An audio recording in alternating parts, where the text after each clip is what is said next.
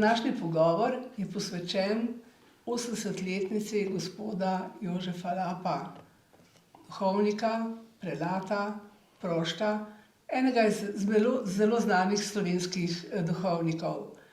Spoštovani gospod Lap, iskrene čestitke ob 80-letnici. Še naprej vam želimo veliko zdravja, veliko energije, veliko vedrine, tako kot smo jo nekako navajeni pri vas, lepega petja, lepega govora. Potem ste znani po vsej Sloveniji. Skratka, iskrene čestitke. V tem pogovoru bi pogledala nekoliko v preteklost, pa seveda v sedanjost, pa tudi nekako se dotaknila prihodnosti.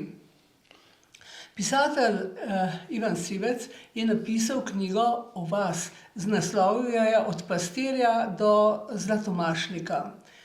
Zdaj, zagotovo je, da je za duhovnika zelo pomembno, v kakšni družini zraste, kakšno je cerkveno okolje, pa tudi kakšno je sicer okolje. To duhovnika oblikuje oziroma tako duhovnik sploh se odloči za svoj poklic. Kakšna je bila vaša družina? Kakšno je bilo okolje, iz katerega izhajate? Torej, najprej hvala lepa za voščila in pa Bog vas usliši z vašimi željami in prošnjami. Naj Bog podari to, kar je namenil, še naprej ali pa, ko bo čas, da grem k njemu domov. Torej, hvala lepa za nazaj. Kako je bilo pri nas doma in v Komendi, v Nasovčah, čudovito ozračje in okolje za vse to, kar je tudi že naš rojak Sivec Ivan napisal, ne, da smo se lahko lepo počutili, varnega in potem tudi uživali v lepih običajih, verskih, cerkvenih vrednotah. In to nam je pomenilo veliko, to je bil res ponos in veselje biti kristjan, obhajati nedeljo, se veseliti nedelje in vsakega praznika. Kako smo poznali na pamet tudi liturgični koledar celega leta, kako smo pričakovali, kako smo se pogovarjali, kaj se bo ta teden dogajalo v solni cerkvi, v naši župniji, v slovenski cerkvi. To je bilo vedno navzoče, to je bilo vse domače, to je bilo naše. Z tega smo živeli, z tega smo dihali, to nam je bila torej hrana za naše bivanje in za naše dihanje. Take spomine imam jaz tudi na mojega starega očeta, na staro mamo, na kmetijo, na Perovem v Kamniku, ko je recimo nedelja nam veliko pomenila. Nedelja ni bila taka, da bi se nekaj pač počelo, pa nekam šlo in vse skupaj pustilo doma, ampak nedelja je bila tako, dopoldne smo šli k maši, potem je bilo kosilo, potem smo pa s starim očetom šli po njivah in travnikih pogledati, kako raste in seveda naredil je tudi načrt, kaj se bo delalo naprej. No, vaša družina je bila tudi gotovo tako starosvetna in je bila to velika družina. Seveda, pri nas je bilo, torej, to neštetokrat povem, pa še marsikdo danes reče, ja, ne vem, nisem vedel, da sem ta 12. otrok in danes tudi s ponosom povem vsemu občestvu, da sem eden tistih redkih otrok, ki so bili rojeni na Veliki petek in krščeni na Veliko noč. To se je zgodilo pri meni. Torej, kot 12. otrok sem prijokal prav na sam Veliki petek, popoldne. Pripovedovali so mi, da je bilo okrog 6, torej ob sončnem zahajanju. In potem, da sem bil krščen na Veliko noč 43. leta v Komenski cerkvi, kamor so me nesli v Adamovi botri, ki so bili določeni, naprošeni, da znosijo vse babčeve otroke, namreč pri nas doma se je reklo pri babčevih. Priimek je Lap, hišno ime je pa Babčevi. Babčevi iz Našovč. Torej, da so znesli vse rojene iz te babčeve hiše v Komensko cerkev. Krstume je tako seveda frančiškan pater Evstahij, ki je bil zelo popularen frančiškan, znan po celem okolju kamniškem, bi rekel lahko, od Kranja do Moravč in od Moravč do Iga in še kje kakšno mejo bi lahko omenil pri tem.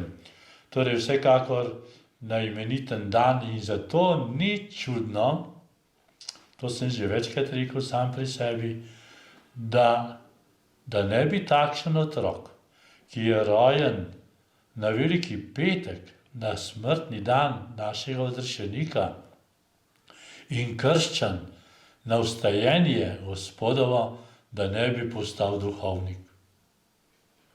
To sem potem tudi imel eno utemeljitev, zakaj sem pravzaprav jaz vedno sanjal, vedno govoril, že kot otrok o duhovnikih, zelo spoštljivo, zelo daleč so mi bili sicer v spoštovanju, po mišljenju, po čutenju pa zelo, zelo blizu.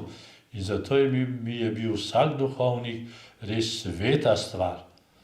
In to je to. In to sem tudi ohranil do današnjega dne in zato imam jaz duhovnike vedno rad. Kam ste pa hodili v šolo? Se pravi, verouk je bil takrat tudi najbrž še v šoli, če jaz... Ja, samo eno leto. Samo eno leto, ja, potem je pa bilo konec. V šolo sem hodil, tako kot vsi ostali meščani oziroma vaščani v Komendo. Smo imeli 20 pol ure daleč peš in tam smo opravili ta prvi 4 razrede, smo lokacije seveda tudi menjavali. V prvem razredu me je učila znana Ježerškova tovarišica, ki sta bila z možem res tudi pojem za Komendo, za šolstvo in kulturo in za druge stvari, ki so spadale takrat k javnemu delu in mnenju. Potem sem pa šel v Mostej, takrat se je že zgradila Mošanska srednja šola oziroma višja osemletka in tam sem tudi zaključil 58. leta tako imenovano malo maturo. No, čeprav nismo delali kakšne posebne mature, ampak smo se pa še nekako imenovali dijaki nižje gimnazije. Tako da smo potem lahko, bi rekli, bili malo maturanti in potem smo se pa morali odločiti za pravo gimnazijo, za velike srednje šole. In vi ste šli v Pazin. In takrat... Ne na kamniško gimnazijo, ki je bila blizu, ampak v Pazin. Zakaj ste se tako odločili? Ja, tako je gospod dekan, moj župnik, slavni Viktorijan Demšar, tudi v meni pri verouku, ker sem hodil zelo redno, ker zame je bila največja kazen iti ne k verouku, največja kazen in neuspeh tedna in lahko bi rekel leta. Sem bil najbolj nesrečen, ker jaz sem komaj čakal tistega verouka, da sem videl prvič duhovnika, drugič, da sem poslušal to Božjo besedo in pa razlaganje Božje besede in dogodke iz Svetega pisma, ki je to naš katehet znal čudovito pripovedovati, tako da je bilo to res praznik praznikov, vsak veroučni dan. In tam sem tudi zaključil in prejel vse ostale zakramente. Prvo obhajilo 51. leta, seveda v Komenski farni cerkvi, kje pa, Bog ne daj, kje drugje. In potem Birmo sem čakal, nismo hiteli k Birmi, da bi šli v Mengeš ali ne vem kam drugam. Ampak v Komendi, ker je Komenda fara, moja župnija, tam, kamor spadam. In zato sem vse zakramente prijel tu v Komendi. Krst, seveda, kot sem že omenil, in potem pa prvo obhajilo, birmo in potem seveda tudi novo mašo. Ja. Ampak potem ste šli pa v Pazin v šolo, to je pa seveda bilo, jaz ne vem, je bilo to za takšnega fanta, kmečkega fanta, je bilo to kaj težko.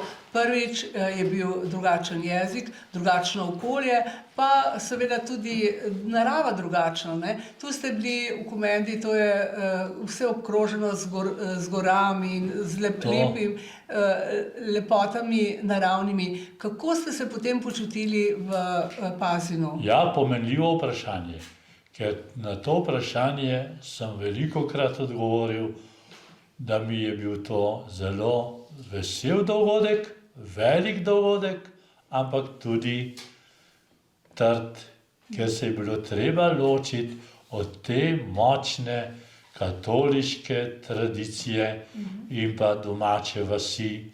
In zato zanimivo, jaz, ko sem prišel v Pazin, prve dni, ko sem hodil po tisti dvorišču ves žalosten in spomnim dolgčasom po Komendi, mi je bilo najbolj dolgčas po zeleni travi, po zelenih travnikih, poljih in hlevu in vsemu temu kmečkemu delu, ker tam smo pa gledali suho travo pa kamen. Se je bil tudi zraven semenišča, v Pazinu tudi kamnolom in kamno oblikovanje kamna in zelo znamenitega istrskega belega marmorja. In tako da je bila to res ogromna razlika, brez planin, brez teh zvonov in vsega te melodije, ki nas je držala po konci. Kako je bilo to lepo, kako sem z užitkom prešteval, od kod se sliši zvonjenje. In zato sem vedno, ko sem bil pastir pri kravah, sem vedno posnemal tudi te zvonove. In zato so zmeraj rekli, babčo Joža že zvoni. Bingelne, bongelne sem pel. Pa je pa veliki zvon uponašal, bim, bom.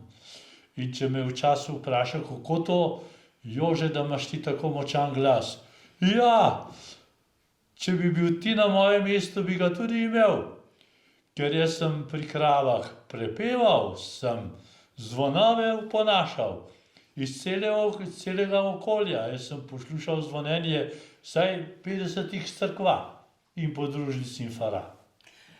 Kako pa je potekal pouk tam? To je bilo gotovo v hrvaščini. To je bila čisto klasična gimnazija, versko klasična gimnazija, zato smo imeli grščino, latinščino, zelo pomembna jezika, potem pa dva živa jezika, nemščina ali pa francoščina, pa nekateri pa tudi italijanščina.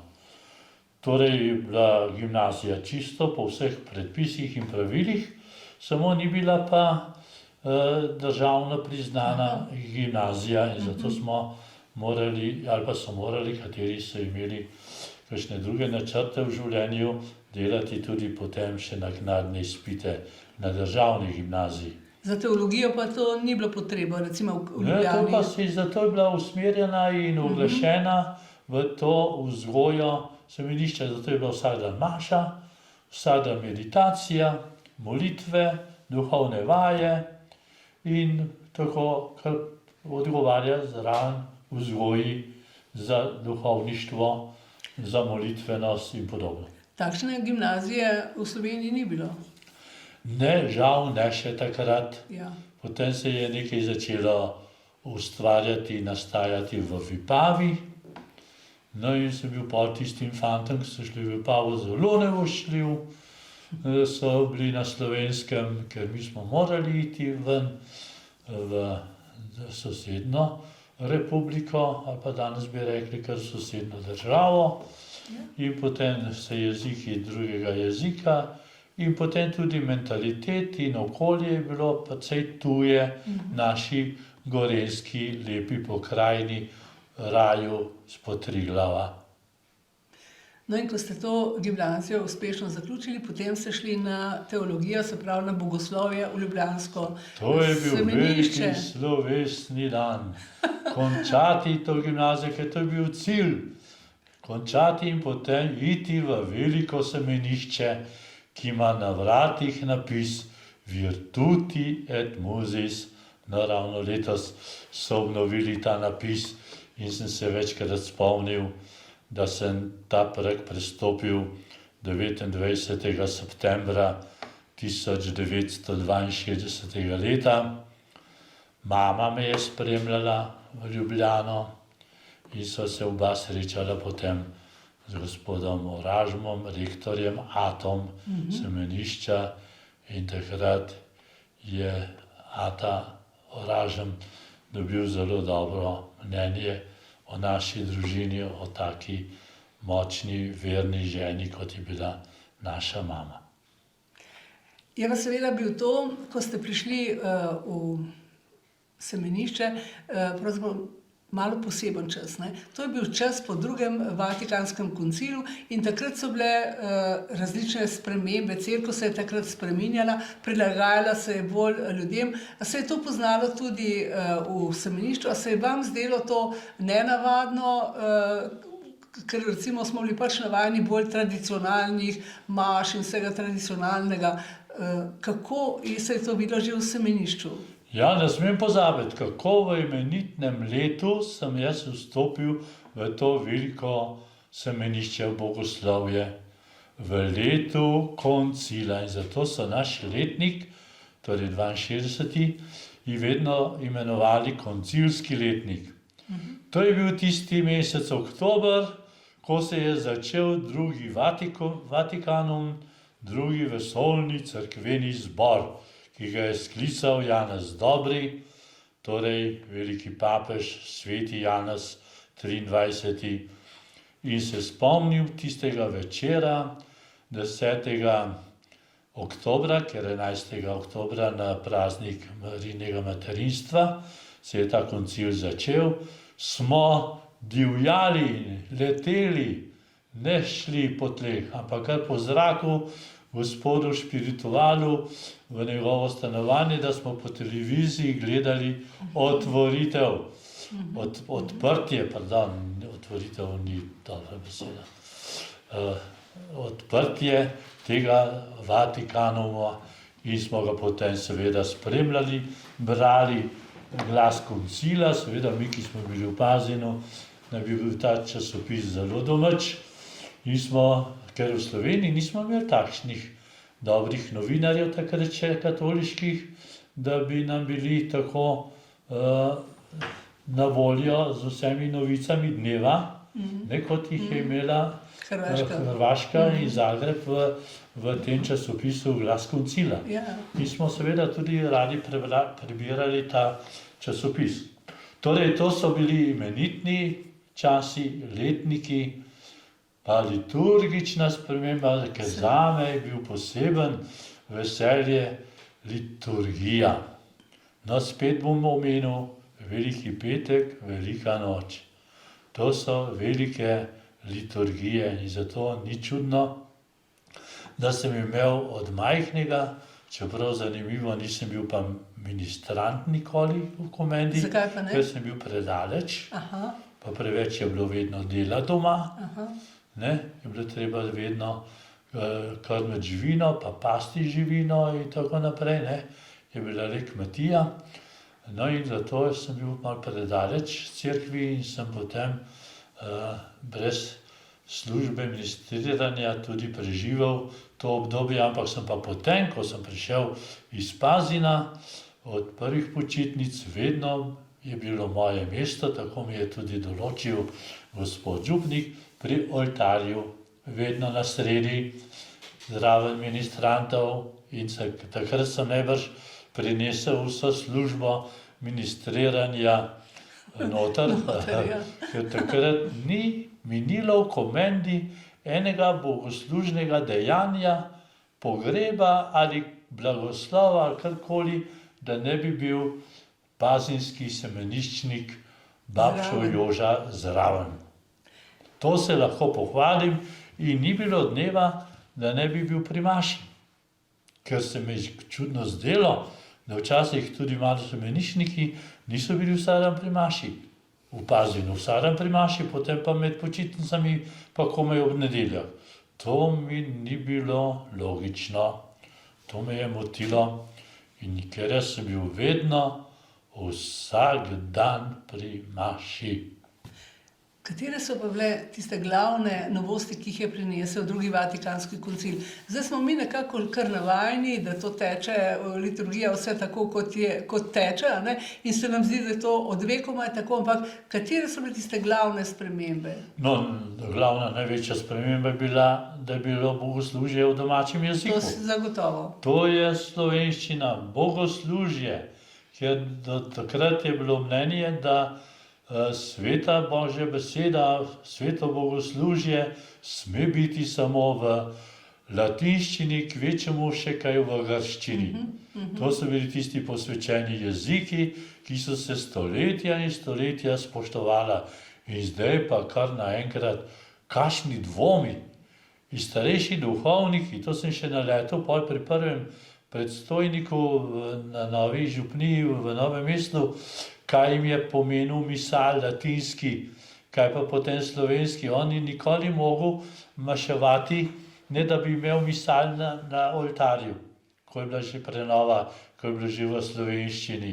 Latinščina, to je podlaga in temu gospodu mojemu proštu, blagega spomina, Alojziju Štruklju, je to bilo tudi tako sveto, da ni opravil ene maše, enega bogoslužja na oltarju brez misala starega, tridentinskega misala. In potem pa slovenski tekst zgor ali pa tisti mali misalček na tem misalu. To je bilo videti, kako je on to spoštoval in kako sem videl, kako se starejši duhovniki težko trgajo. Mi pa seveda smo bili zelo ponosni in mi smo bili spet tisti letnik in tisti bogoslovci, ki smo bili poskusni verniki in duhovniki, kako to zgleda, takšna oblika maše, takrat je bilo ne vem koliko oblik svetih maš. 6 izpitov je bilo treba narediti iz liturgike pred novo mašo. 6 oblik tega bogoslužja. No in to smo mi to vse poskušali in smo imeli tudi spet k sreči takega močnega, dobrega liturgista, špirituala Vesenjaka Jožeta, ki je tudi na to veliko dal in nas tudi v te vzgajal. In jaz sem bil gotovo tudi na prvem mestu zraven, kot desna roka, da je ja vse bilo točno in tudi ko so novomašniki delali izpite, me je večkrat poklical za kontrolo v komisijo, če je kakšen priklon ali pa kakšen na malenkost, kakšen poklek pozabil ali pa kaj podobnega. To sem jaz vse z lahkoto registriral, kot še danes. Zdaj, če zdaj pogledamo sedanji čas, zdaj se pa nekje prebere, da so skupine ljudi, ki bi hotele, da je spet nazaj latinščina. Meni je to nerazumljivo. Zame je to, da smo Bogu blizu, v domačem jeziku smo mu najbližje, da razumemo, zakaj gre, da ne latinsko malo kdo zna. Malo kdo zna, to je res in bi bilo popolnoma, po mojem, nemogoče, da bi se vrnili v stare čase.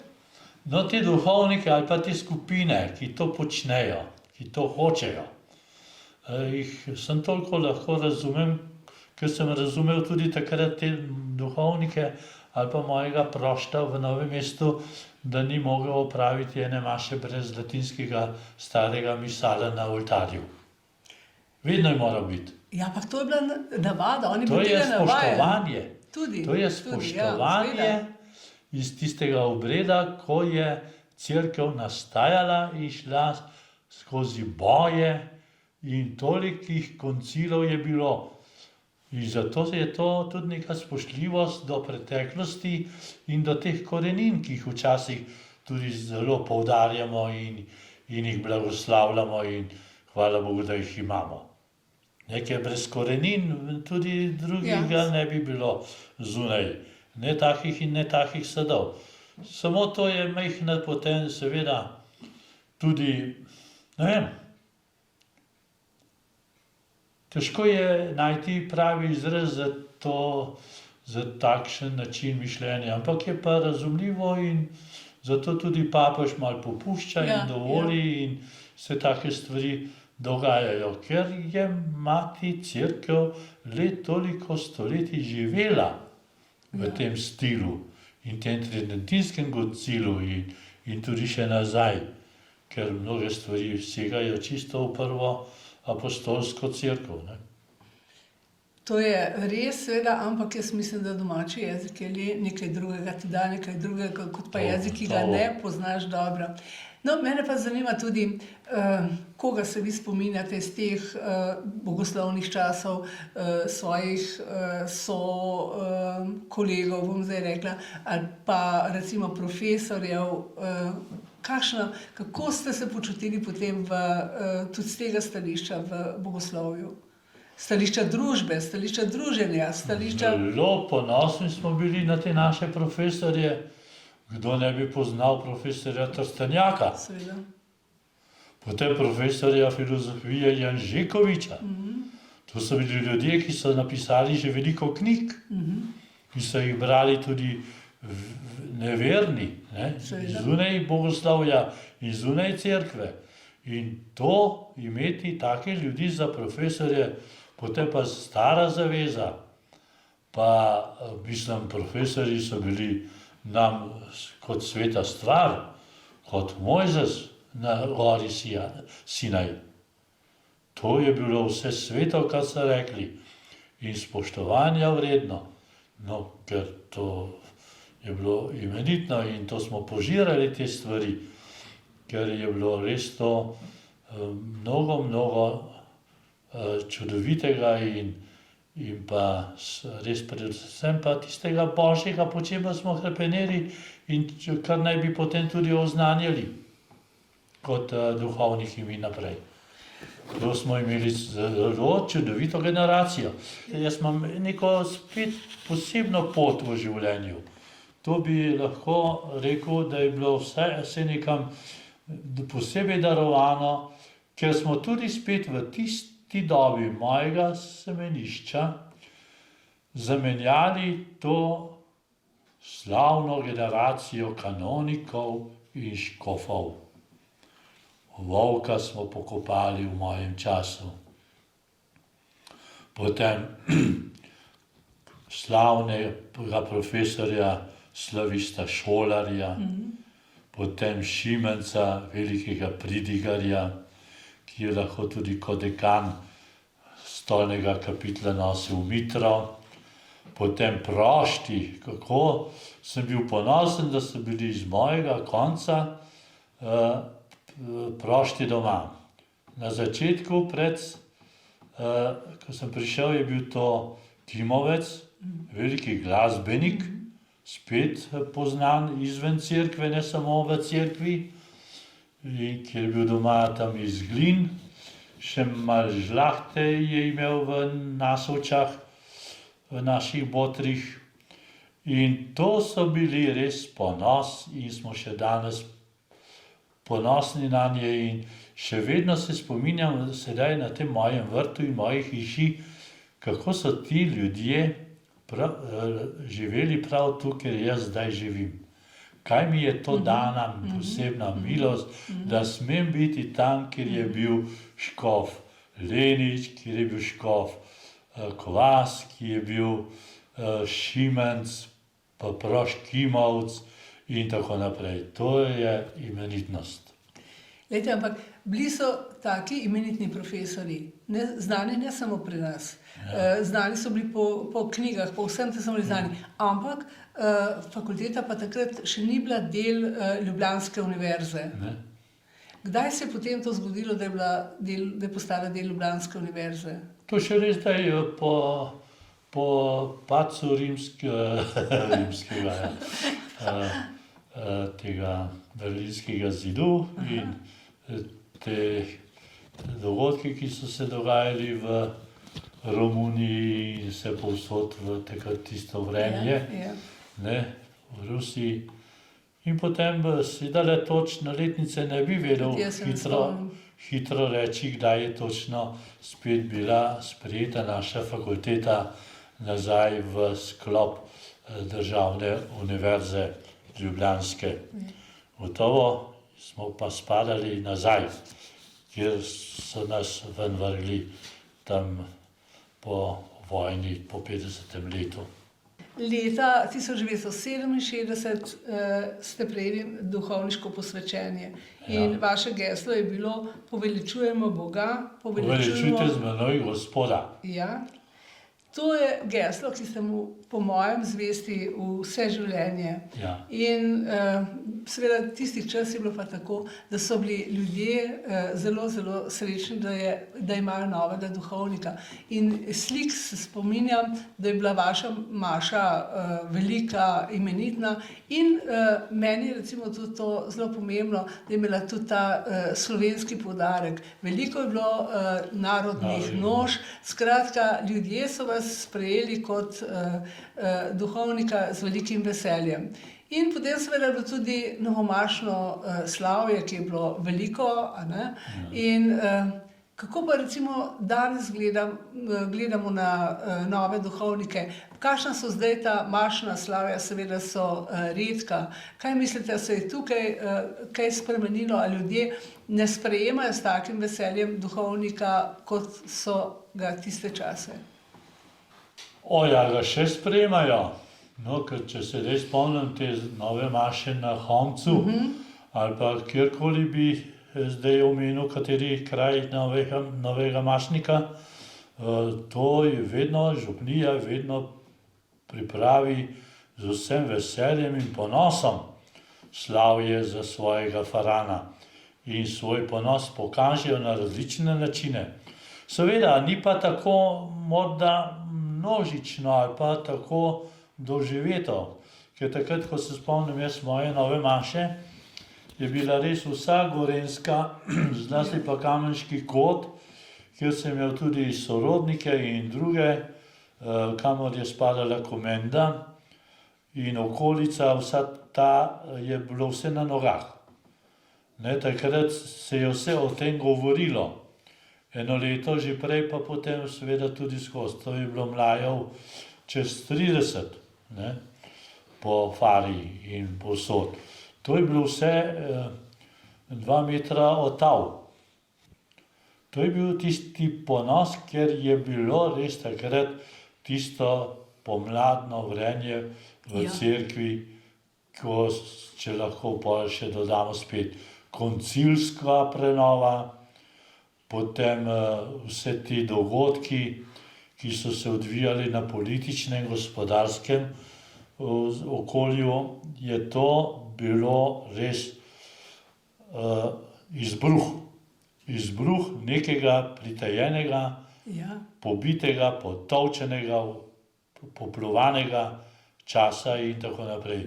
To je bilo čisto spontano in nič triumfalističnega, čeprav na zunaj je morda izgledalo tako, ampak človek je rabil, da se je oddahnil in dal zopet svoji duši in svojemu razmišljanju tisto svobodo in tisto srečo in doživetje, da je. Po novi maši ste še opravljali 6. letnik študija in nabirali izkušnje, praktične pastoralne izkušnje. In potem, ko ste pa še ta letnik opravili, potem ste bili pa nameščeni v Novo mesto, kjer ste bili, mislim, da 38 let. In nekdanji novomeški župan je napisal Ukoreninjen v Dolenjsko, novomeški prošt in prelat Jožef Lap. To je knjiga, ki pač z dokumenti priča o vašem delu in življenju v Novem mestu. Zdaj seveda, morda so bili malce tule na Gorenjskem ljudje tudi žalostni, ker niste ostali tam, kot so si želeli, ampak dejansko je bilo pa Novo mesto za vas torej pomembna postaja v življenju. Tu ste opravili veliko dela, tu niste delali, ampak ste garali na vseh področjih. Novo mesto je bilo takrat pravzaprav nekoliko zanemarjeno v pastoralnem smislu, pa tudi v drugih smislih in seveda vi ste morali delati zelo veliko. Pa ne samo to, mislim, da je bilo tudi tako naporno, ker so sem prihajali različni ljudje, tudi duhovniki, ki so imeli različne težave in pravzaprav so se vse ljudi sprejemali. Pa seveda pomembno je tudi to, da ste ustanovili Karitas in da je Karitas v Novem mestu začel delovati. Skratka, dela je bilo ogromno. Dela je bilo veliko z mladimi, veliko s starejšimi, veliko s takimi, ki imajo različne potrebe. Skratka, to je bilo resnično garaško delo. Ja. Torej, če se spomnim tistega mojega leta odhoda v Novo mesto, je bilo tudi zanimivo, da sem dekret, spet nekaj posebnega, dekret sem dobil za Novo mesto iz rok stolnega župnika, kanonika Antona Smrkola, ki sem mu rad pomagal prej kot bogoslovec in potem tudi kot presbiter, šestoletnik pri stolnem bogoslužju. Ker jaz sem vedno bil rad tam, kjer je bila maša. Tam, kjer se je nekaj pelo, dogajalo in kjer je bilo torej češčenje Boga in kjer smo bili kot verniki zbrani skupaj. Tam sem se vedno dobro počutil. No in ta dekret mi je sporočil zvečer, ko sem bil v svoji sobi v župnišču, in me je sicer malo presenetil, ker nisem ni vedel, ker so bila ugibanja vse sorte. Drugače sem pa želel imel morda iti v Zagorje, ker je bilo pa tam zelo razvpito dobro liturgično pastoralno delo. Tam je bilo veliko ene akcije. Ja. In to mi je zelo dišalo in sem si to zelo želel, no, ampak to je odpadlo in moja odskočna deska, ker kot nedeljski pomočnik, kot praktikant bi temu rekel, ko sem hodil v Šmarje Sap, pa na Gumnišče, pa v Lanišče, v te podružnice znamenite tu pred Ljubljano, ob Barju, Ljubljanskem barju, je bila res odskočna deska v pravem pomenu besede. Odskočna deska. Iz Šmarja sem samo odskočil iz tistega tunela, iz tistega Faroža naravnost v Novo mesto. V Novo mesto, ki je bilo pa spet tako, kot sem doživel Pazin. Skoraj bi rekel, morda malo huda beseda, me bodo Novomeščani zamerili, kot razvaline.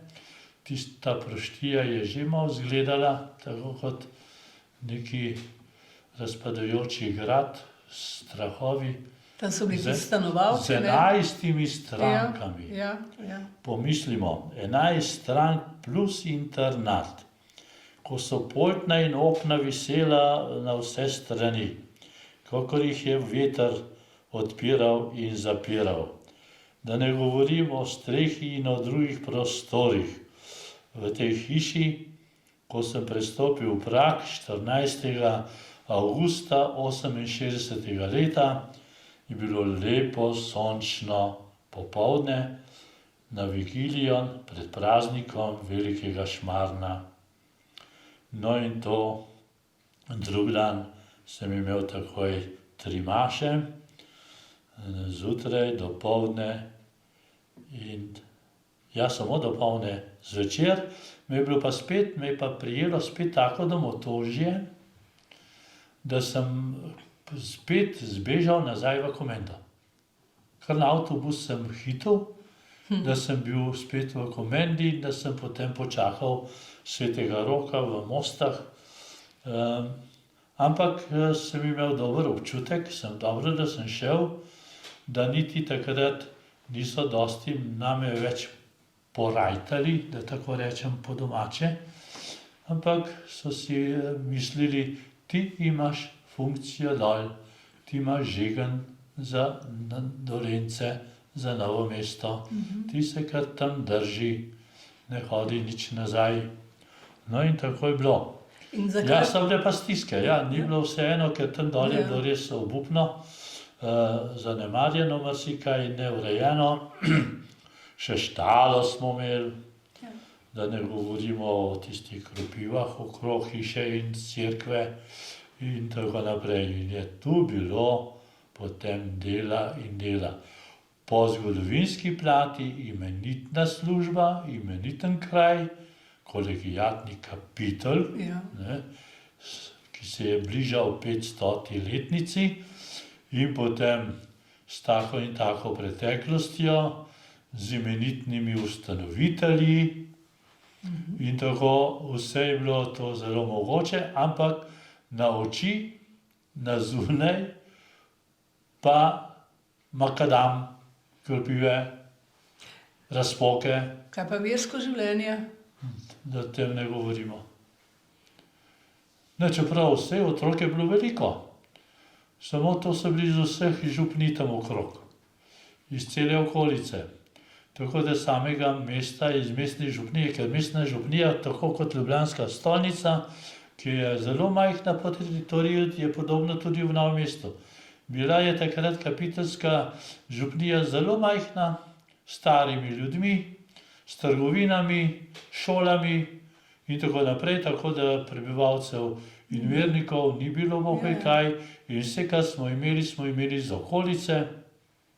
In potem smo se srečevali in potem smo se spoznavali in zaupali in horuk, In ljudje so lopata, vas sprejeli. lopata, kramp, mešalc betonski in tako naprej. Kupi peska, betona in smo delali. O vseh teh gradbenih delih, seveda je bilo pa treba poskrbeti tudi za verouk, za duhovno življenje, za vse te stvari. Skratka, jaz si mislim, da je to zmogel samo človek, ki je bil doma iz kmetije, ki je znal delati, pa seveda človek, ki je vero nosil od vsega začetka v sebi in je vedel, kakšen je njegov cilj in smisel. Nisem mogel razumeti, to je bila tudi neka simbolika, da je bila veroučna učilnica najmanjši prostor proštije. Nobenega stanovanja, nobenega drugega prostora ni bilo toliko majhnega kot tista soba, kjer se je vršil katekizem, torej razlagal Božja beseda in ste to verouk, torej kateheza. To nas je bilo po 50 otrok in jaz tam, ki sem bil priliman k tabli od spred za kateder, da nisem mogel niti obrniti se, sem se potem drl in vpil in miril to čredico božjih otrok z enim oknom in tako naprej, ki je bilo takoj na ulico odprto in so lahko tudi od zunaj slišali, kaj se v tej hiši tudi dogaja. Kateri so bili največji dosežki na tem gradbenem področju, pa kateri so bili največji na tem pastoralnem področju? To ni za naštet. Saj se mi zdi To tako. je Ja. toliko. To smo bili v vseh stvareh pionirji. To smo začeli tečaje, mladinski verouk, srečanja za te in one, za izobražence. Vse to smo za Ljubljano ali marsikaj tudi pred Ljubljano, vse prej je imeli v Novem mestu. To je bilo polno vsega tega. Posebno revni tečaj in do potem, kar ste že prej omenili, tudi Caritas in vse te razne druge ustanove. To je bilo življenje. Proštija je bila vedno odprta. No, še to moram povedati, da sem se zdaj spomnil, da sem prišel v hišo, drugod bi rekli Faroš, tam so rekli Proštija, ali pa kapitel, gremo na kapitel, smo bili na kapitlu, to je bil kapitel, da je bila ta hiša noč in dan odprta. Ja. To je spet en specifikum, ki ga tudi rad povem marsikje. To se ni nikjer dogajalo, da bi imeli farovže odprte noč in dan in da bi bilo v tem farovžu, v tej proštiji s 17 dimniki odprta hiša tudi za brezdomce, ki so hodili potem v klet prespati in potem po drugih vratih, oknih, spet od spodaj, so spet izginili v svet, v spodnji del, tam, kjer je zdaj škofija. Ja. Skratka, tega gradbenega dela je bilo ogromno, ampak dejansko ste morali doseči tudi podporo oblasti. Kako ste si pridobili oblast, sodelovanje oblasti, ker drugače bi bilo najbrž to še veliko težje?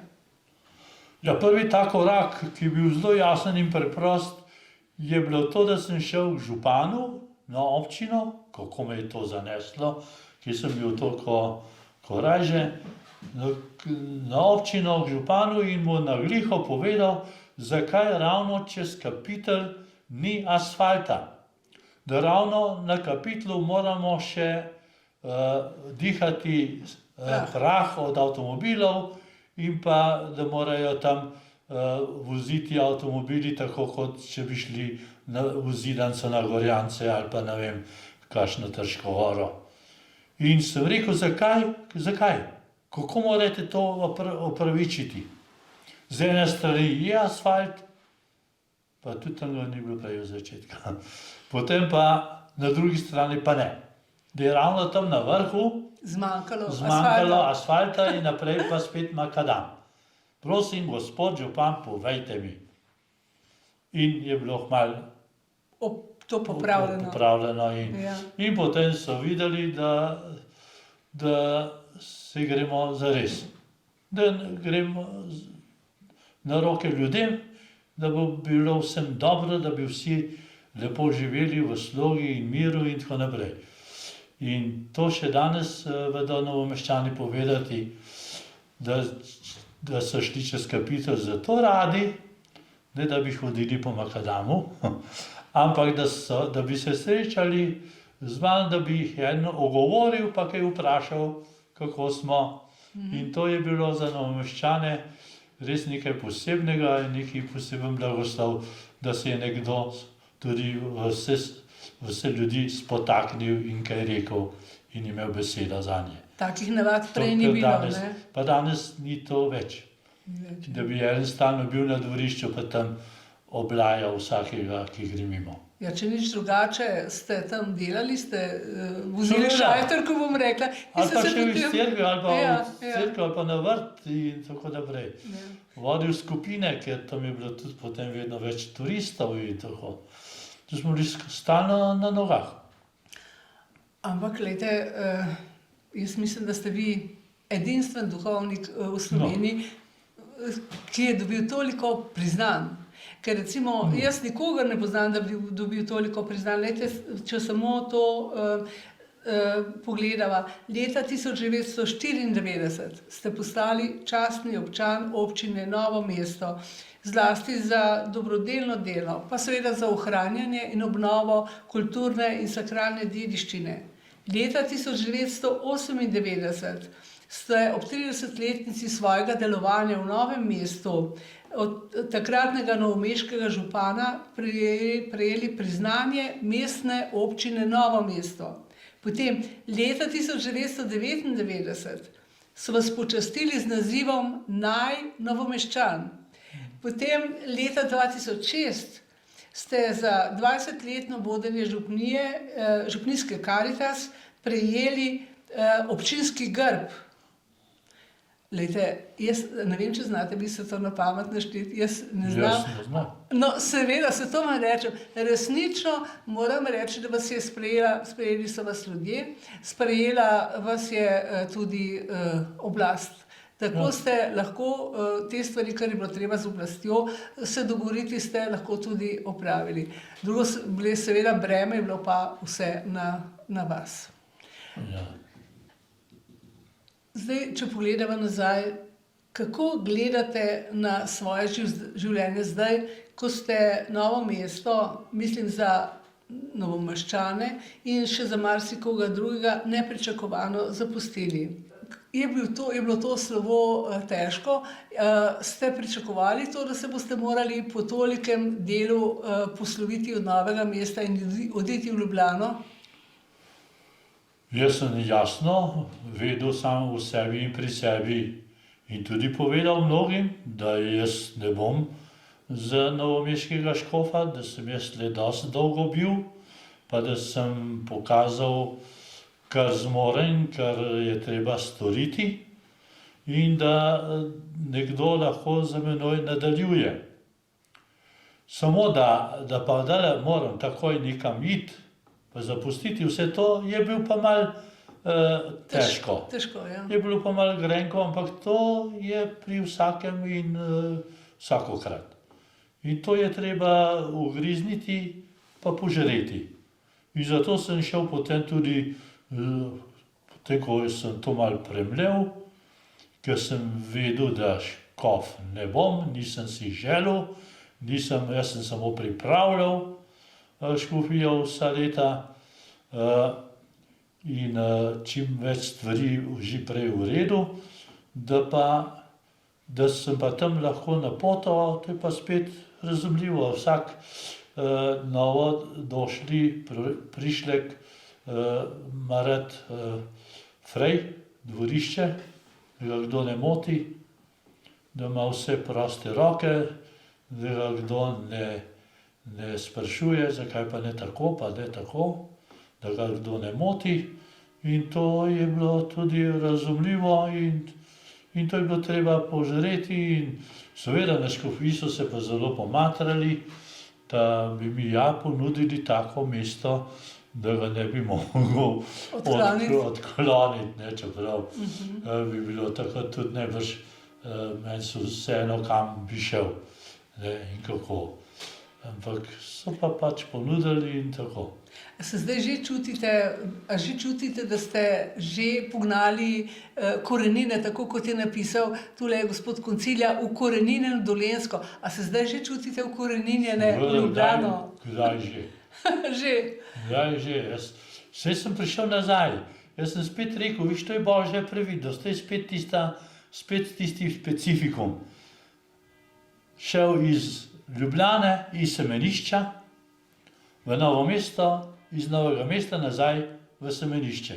To je tudi ena logika, ker tle ni bilo potem nobenega ovinka in je to logika, da greš pol nazaj tam, ker si nekaj se pripravljal in začel in tam zaključi, kar imaš zaključiti, pa če te imajo še kaj za ponuditi. Ja, ampak tukaj seveda vas je čakalo spet delo, spet obnova, spet delo in No, tako. ampak Ne toliko kot Novo so pa mesto. čutili, da nisem več toliko dozoril, pa toliko napreden v narekovaju, ne, da ne popadam s temi novimi stvarmi vsemi in zato sem bil z raznimi temi službami bolj tako zraven. Pa se mi je to fajn zdelo in se mi še danes dobro zdi. Da ste nekoliko razbremenjeni, ne? Ja, tako tudi. Ker prej je bilo to Prej sem bil veliko breme. Ja, ekonomano, potem so pa, da so mi dali to še službo prošta v stolnici. Če recimo nekoliko zaključiva tale najin pogovor, potem bi mene zanima, kako gledate na sodobno slovensko katoliško cerkev, kako vidite prihodnost te cerkve, pa ne samo v Sloveniji, v Evropi, kaj mislite, da se pravzaprav zdaj okrog nas dogaja. Jaz mislim, da se nekoliko izboljšuje, recimo za časa covida, takrat je veliko ljudi nekako se umaknilo za televizijo, pa vsaj na televiziji gledalo maše, potem veliko ljudi je tudi umrlo, zdaj imam jaz občutek, da nekoliko se ljudje vračajo, ampak Kaj mislite o prihodnosti slovenske in evropske katoliške cerkve? Jo, to je odgovorov na tisoče. Ker biti tle prerok, pa neko preroškim duhom kaj napovedovati, se ne drznem, ker nisem prerok, ne sin preroka. In zato zaupanjem, mislim, če je Bog toliko naš narod vodil in tako izstopajočega merkal, vedno pošiljal pravi čas, prave voditelje, da bo to tudi sedaj, čeprav marsikaj vidimo negativnega, marsikaj vidimo, da gre malo po stran ali pa da gremo preveč navzdol, ampak vsaka stvar se nekje ustavi. In potem je pa treba popravljati, pa je treba začenjati, pa je treba imeti nova spoznanja in začeti z novo voljo, ker nas ni Bog zapustil, ampak je pa dovolil, da smo svojo ošabnostjo ali pa ne vem s kakšnimi prijemi, pa z mogočnimi načrti in fantazijami in ne vem kakšnimi reklamami, le morda se preveč nekam obešali ali pa se dajali na neke panoje. Je treba dol stopiti, pa doma tam začeti, pa doma narediti nekaj. V družinah, tle bo treba z družinami nekaj začeti. Sej mnogi župniki poskušajo, jim tudi marsikje uspe, ampak to so zdaj poskusi, bomo videli. Zdaj imamo sinodalno pot, smo brali pastirsko pismo naših slovenskih škofov. Ja, nič, tle se škofje opravičujejo, da marsikaj niso slišali pa ne videli, tako bomo morali najbrž vsi vsak pri sebi povedati, da se nismo znali poslušati, ker se res nismo znali. Tudi v tej veliki naši mladi domovini, v kateri smo toliko upali, se nismo znali poslušati, smo spet sicer bili veseli samostojnosti in samosvojitve, ampak vsak je pa postal še vedno isti tip, z istimi navadami, razmišljanji in vsak je imel najbrž različne mere svojimi piskrčki zraven in jih tle hoče napolniti, ampak najbrž bo treba te piskrčke vrči iz rok, pa kaj drugega vzeti v roke, kaj bolj pametnega. Ali mislite, da smo v tem času sinode Slovenci res dovolj premislili o tem, kaj in kako? Ali smo dovolj sodelovali v tem procesu? Jaz nimam tega občutka in se bojim, da smo pravzaprav premalo razmislili, kaj in kako. Čeprav so velike stvari, recimo jaz gledam tudi v Kamniku, različne stvari so, ki so pomembne, ki zdaj kažejo neko rast cerkve, zlasti na mladih, to stoji, ampak vendarle se mi zdi, da smo to sinodo majčkeno spregledali. Seveda smo jo spregledali in to sinodalno pot se mi zdi, da je šla tako mimo, ker smo imeli zdaj tele afere, pa tele razne težave in druge preizkušnje in je ta pot Frančiška, papeža, res šla, meni se zdi, mimo mnogih Slovencev. In bo treba se malo, saj pravim, marsikaj bo treba malo vrči iz rok in se lotiti malo iskrenega prizadevanja in prave resnice najti do vsega, kaj bi pravzaprav radi. Ker kar tako, da samo od sebe ne bo šlo in ne smemo misliti, da nam bo kar nekaj navrženo in da bo kar nekaj samo po sebi, če bomo imeli kakšno slovesnosti, pa kakšne shode, pa kakšne blagoslove, ali pa kakšne litanije slovesne, da bo to vse dovolj, to je premalo. Bo treba še marsikaj drugega narediti in se mi zdi, da bomo morali tle malo razne naše možgane dati malo na prepih. Ja, zame seveda je najpomembnejše to, kako se bodo razvijale družine. To se mi zdi, da je en velik problem. Tudi seveda otroci, število otrok in vse te stvari so slovenski problemi in najbrž bo treba na tem področju družino skratka okrepiti, na kar pa seveda to zdaj ne kaže kaj veliko. Pa ne, da cerkev ne kaže odnosa do tega, ampak sicer ni pravega odnosa do družin. Ja, tle bi radi najbrž našli kakšno novo celico človeške družbe. Ja, saj je že. Ampak je Bog jasno postavil, pokazal in stalno na njo kaže. Družina, družina, mož, žena, otroci, njihovi odnosi, njihovo sodelovanje, njihovo vzgojo, njihovo zorenje, njihovo medsebojno sodelovanje. Sodelovati ne znamo. Mi postajamo danes taki egoisti s temi aparati, vsak ima svojo tisto škatlico, pa neke svoje aparate, pa svoj ruzak, da smo ruzake nabavili in zdaj kar vsak neko svojo pot potuje in misli, da ne rabi nikogar več in misli, da bo kar vse on, da je sam rešil zase in da bo najbolj svoboden, da se nobeno stvar ne vtika, ker preveč je tudi teh raznih napačnih navad bilo in tudi tendenc razmišljanj, da je človek je le socialno bitje in pika in tle moramo stopiti in stopati skupaj. Najlepša vam hvala.